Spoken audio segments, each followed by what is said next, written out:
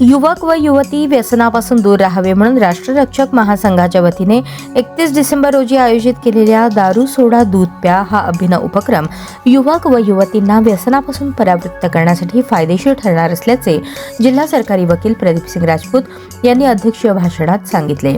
राष्ट्ररक्षक महासंघाच्या वतीने 31 डिसेंबर रोजी संध्याकाळी 5:30 वाजता समाज कल्याण केंद्र रंगभवन येथे दारू सोडा दूध प्या या उपक्रमाचे आयोजन करण्यात आले होते। छत्रपती शिवाजी महाराज यांच्या प्रतिमेचे पूजन जिल्हा सरकारी वकील प्रदीप सिंग राजपूत, मेजर मिलिंद तुंगार, राष्ट्ररक्षक महासंघाचे अध्यक्ष ॲडव्होकेट लक्ष्मण बाळासाहेब पाटील, सहाय्यक सैनिक कल्याण अधिकारी संजीव पवार, व्यसनमुक्ती केंद्राचे GD रणसुभे, ॲडव्होकेट अभय बिराजदार, दादासाहेब जाधव, युवराज अवताडे आदींच्या प्रमुख उपस्थितीत प्रतिमेचे पूजन व दीप प्रज्वलन करण्यात आले।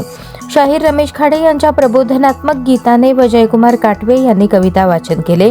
यावेळी मेजर मिलिंद तुंगार यांनी उपस्थित महिला, पुरुष, युवक युवतींना व्यसनमुक्तीची शपथ दिली। यावेळी प्रास्ताविकामध्ये संघटनेचे अध्यक्ष लक्ष्मण पाटील यांनी संघटनेचा उद्देश, केलेल्या कार्याचा आढावा स्पष्ट करून व्यसनापासून व्यक्तींवर, कुटुंबावर, समाजावर होणारे वाईट परिणाम व राष्ट्रहितावर होणारे परिणाम याबद्दल मनोगत व्यक्त केले।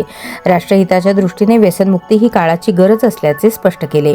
या सामाजिक प्रश्नाला सकारात्मक दिशेने सामोरे जाण्यासाठी राष्ट्ररक्षक महासंघ सोलापूरच्या वतीने दारू सोडा दूध प्या हा विशेष कार्यक्रम प्रत्येक वर्षी 31 तारखेला आयोजित करण्यात येत असतो।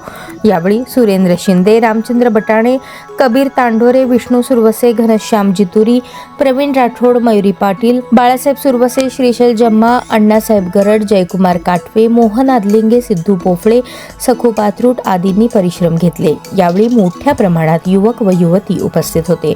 सूत्रसंचालन प्राध्यापक रामचंद्र बटाणे यांनी केले, तर आभार सुरेंद्र शिंदे यांनी मानले।